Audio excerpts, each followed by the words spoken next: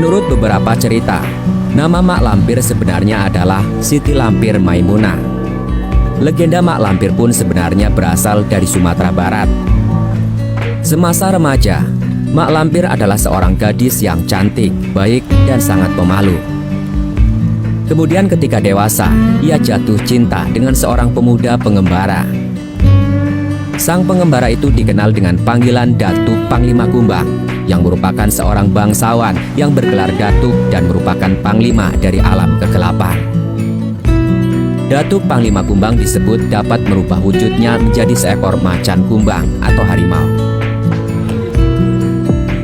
Cinta Mak Lampir pun tak bertepuk sebelah tangan, karena nyatanya sang Datuk pun menyukai Mak Lampir.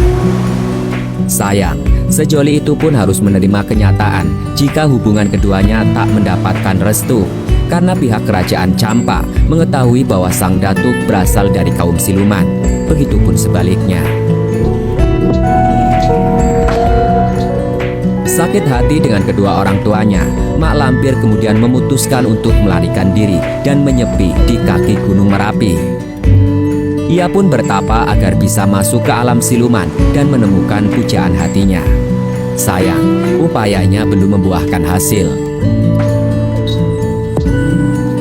Di dalam pertapaannya itu kemudian Mak Lampir bertemu dengan seorang pertapa lain yang akhirnya menjadi gurunya dan membuatnya menjadi wanita yang sangat sakti. Guru Mak Lampir itu bernama Nenek Serintil yang dikatakan cukup sakti mandraguna dari aliran hitam Anggrek Jingga. Nenek Serintil dikisahkan adalah seorang pertapa yang berasal dari Pulau Jawa yang memuja Batara Kala, sosok dewa yang disimbolkan sebagai raksasa yang berwajah menyeramkan. Karena telah memiliki kesaktian, akhirnya Mak Lampir kembali mencoba mencari sang pujaan hati melalui penjelajahan ke alam siluman. Hingga pada suatu hari, Mak Lampir mendapat kabar bahwa sang Datuk Panglima Kumbang tewas dalam sebuah pertempuran. Hancur sudah hati Mak Lampir mendengar sang pujaan hati meninggalkannya. Namun dengan kesaktiannya, Nenek Serintil kemudian membekali Mak Lampir dengan sebuah ilmu yang mampu membangkitkan kaum siluman yang telah mati.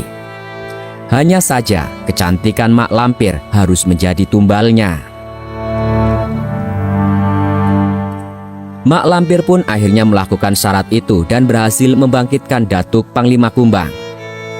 Hanya saja kini parasnya tak lagi ayu, namun berubah menjadi buruk rupa dan menyeramkan.